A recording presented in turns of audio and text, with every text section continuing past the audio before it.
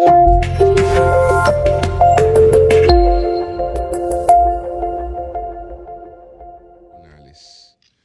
este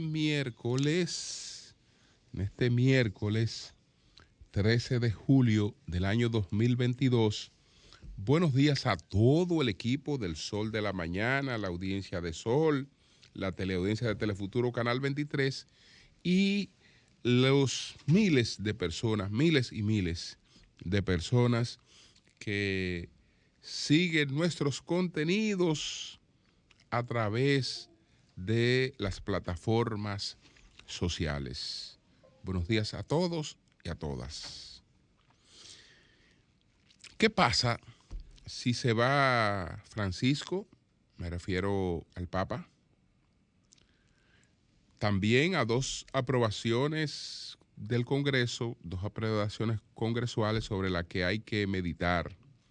Está la ley de extinción de dominio, aprobada como una ley ordinaria, y está la supresión de la sede EEE. Entonces, en la Cámara de Diputados. Y bueno, hay un tema que lo podemos fusionar ahí porque está la postura, lo que podemos definir como la postura del PLD sobre el caso Jean Alain y Comparte. Y antes teníamos señalado la necesidad de que cese un poco la exacerbación mediática y que arranque la justicia, en este caso, a hacer su trabajo. Entonces, señores, el Papa Francisco fue entronizado en el año 2013 después que se produjo un hecho inusual en la vida de la Iglesia Católica. Inusual. Un papa vivo, pues dejó el papado, cosa que solo ocurre por muerte. Solamente por muerte se producía la vacancia, la sede vacante, que daba paso a la convocatoria de un cónclave. Pero con Ratzinger, con Benedicto XVI, pues se produjo ese caso excepcional en el que Benedicto XVI decidió consagrar los años que le quedaran de vida a su pasión, que es la vida intelectual. Y se enclaustró a concluir las obras que tenía pendiente y hacer lo que pudiera hacer mientras la lucidez mental se lo permitiera. Se aisló totalmente como Papa emérito. Entonces, Francisco, el Papa Francisco, el Papa Bergoglio, está transitando el mismo camino. Él ayer se vio en la necesidad de desmentir el rumor de que prepara su renuncia. Dijo que eso no le ha pasado por la mente. Si eso no le ha pasado por la mente, él fuera lo que no es, un gran irresponsable. Y él no es un gran irresponsable. ¿Por qué? Porque ya él está en el tránsito en el que el hombre que ha tenido el privilegio de alcanzar esas alturas sabe que se prepara para lo que ha de venir.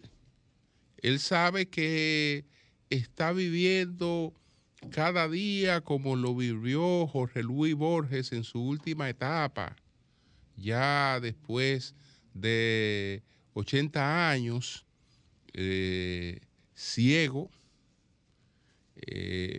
ya él decía que se despertaba cada día autodescubriéndose. El despertarse cada día era un acto de autodescubrimiento, porque era una aventura. Francisco está mucho más avanzado que Borges en ese sentido, porque Francisco va a los 86 años, ya con una intervención quirúrgica reciente por cáncer de colon y otra intervención por un tema de la rodilla. Estamos hablando de una persona con una situación precaria de movilidad en un mundo en el que la iglesia y el propio mundo demandan otra cosa. Es decir, que si hay una cosa que Francisco debe estar pensando todos los días, es en qué transición va a organizar para la iglesia, porque si no fuera un irresponsable. Si no fuera un irresponsable, es decir, hasta el solo hecho de esperar no despertarse un día para que ahí se definan los acontecimientos fuera un acto de irresponsabilidad. Yo pienso que Francisco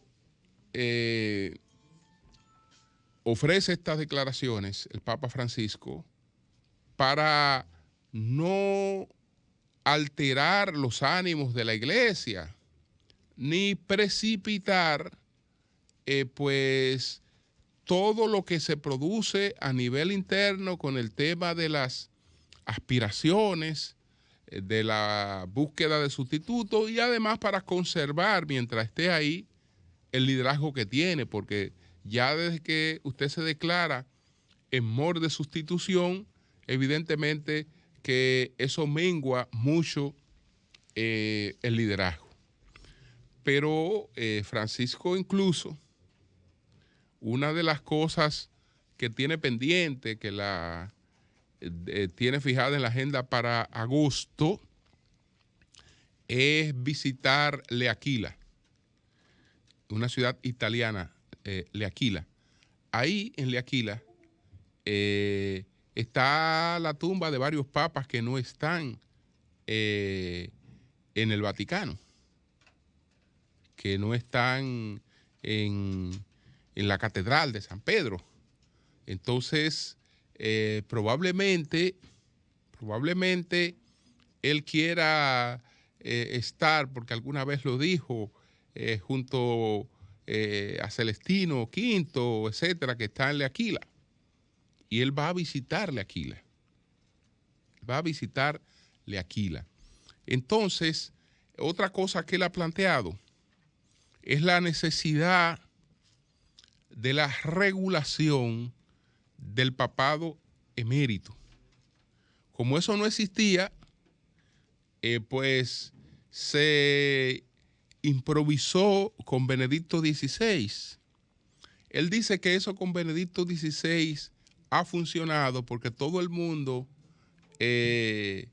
ha sido testigo de que Benedicto XVI es un hombre discreto, que no salió del papado para andar haciendo vida pública en ninguna otra cosa. Es decir, Benedicto XVI no ha vuelto a emitir públicamente ningún pronunciamiento. Y parte de las cosas que está trabajando lo hizo, porque no creo que ya lo esté haciendo, para la posteridad. Pero no le animaba el estar actuando como una sombra del papado. Entonces, fíjense que Francisco plantea que eso hay que regularlo, porque evidentemente que ese es un espacio que él pudiera, por el que él pudiera optar en el futuro. Ahora, ¿qué pasa? Que lo más saludable, a pesar de esas limitaciones que tiene Francisco, que sería uno de los papas más ancianos de los últimos tiempos, es que el tiempo pasa rápido, porque él fue escogido ayer y nos parecía una persona joven cuando fue escogido, pero no era joven. cuando fue escogido, porque la iglesia tiene una gran contradicción. Cuando él fue escogido, él no podía ser ya cabeza de una diócesis como obispo, porque ya había cumplido la edad máxima para encabezar una diócesis.